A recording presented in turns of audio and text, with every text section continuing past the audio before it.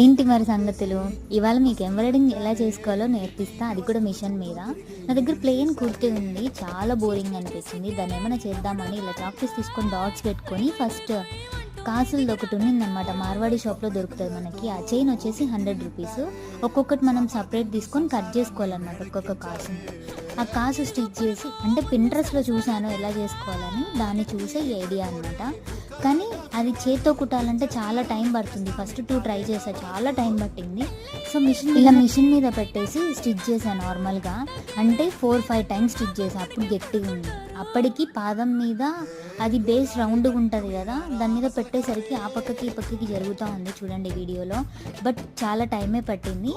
మళ్ళీ ఇక్కడ నుంచి నాకు ఇంకొక ఐడియా వచ్చింది. నెక్స్ట్ టైం నుంచి ఆ కుందన్స్ అన్నీ అవి కాసులన్నీ నేను మార్క్ చేసిన ప్లేస్లో స్టిచ్ చేసుకొని, ఐ మీన్ గమ్తో అంటించి తర్వాత కుడితే